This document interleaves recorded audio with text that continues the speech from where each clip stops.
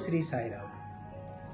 మనలో అంతర్గతంగా ఉన్న మానవతా విలువలలో ధర్మము అనే మానవతా విలువ ఆచరణ రూపంలో బహిర్గతం చేయవలసిన విలువ. ధరించేది, ధరింపబడేది ధర్మము అంటారు. ఈ చరాచర సృష్టిలోని భూతములన్నీ తమ తమ ధర్మాన్ని సక్రమంగా నిర్వర్తిస్తున్నాయి, ఒక్క మానవుడు తప్ప అంటారు స్వామి.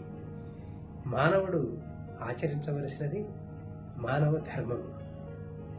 మానవుడు తన దైనందిన జీవితంలో వ్యక్తి ధర్మాన్ని, కుటుంబ ధర్మాన్ని, సమాజ ధర్మాన్ని, ఆత్మధర్మానికి అనుగుణంగా నిర్వర్తించవలసిన ఆవశ్యకత ఎంతైనా ఉన్నది. ఈనాడు ప్రపంచవ్యాప్తంగా ఉన్న అశాంతికి ముఖ్య కారణము అధిక శాతం ప్రజలలో నైతికము లేకపోవడము, ధర్మాచరణ పట్ల ఆసక్తి సన్నగిలటము. మానవుడు తన దైనందిన జీవితంలో ఆచరించే ప్రతి కర్మ సత్యనిష్ట, ధర్మ దీక్ష కలిగి భగవత్ప్రీతికరంగా ఆచరించాలి. సమస్త లౌకిక విషయములలో ఔచిత్య భంగము కాని మాటలు, హృదయ ద్రోహము కాని పనులు, భగవద్ రతికల భావములు, స్వార్థరహితమైన నడకలు, ఆత్మాన్వేషణ, ఇవి మనం పాటించవలసినటువంటి ధర్మములు. ఎక్కడ నైతిక ప్రవర్తన ఉంటుందో అక్కడ సత్యధర్మం ఉంటుంది. నా వ్యక్తిగత జీవితంలో ఒక ప్రభుత్వ అధికారిగా పనిచేస్తున్నప్పుడు ఆఫీసుకు సంబంధించిన అడ్మినిస్ట్రేషన్ బ్రాంచ్లో పనిచేసేవాడిని.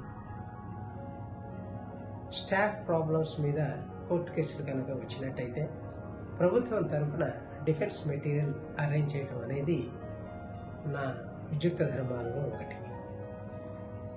అధిక శాతం కేసులలో ప్రభుత్వ పరంగా న్యాయం ఉండటము, ప్రభుత్వమే కేసులు గెలవటము జరిగింది. అయితే ఒక సందర్భంలో ఒక ఉద్యోగి తనకు రావాల్సిన ఒక బెనిఫిట్ కోసం వేసిన కోర్టు కేసు పరిశీలిస్తుండగా న్యాయం అతని వైపు ఉన్నట్టుగా గమనించాను. ధర్మాచరణ చేయాలి అంటే న్యాయాన్ని తప్పకుండా మనం పాటించవలసి వస్తుంది. అందుచేత నేను తగిన మెటీరియల్ తయారు చేసి పై అధికారుల ద్వారా అతనికి రావాల్సిన బెనిఫిట్ కోర్టు కేసు ఫైట్ చేయకుండానే ఇప్పించడం జరిగింది.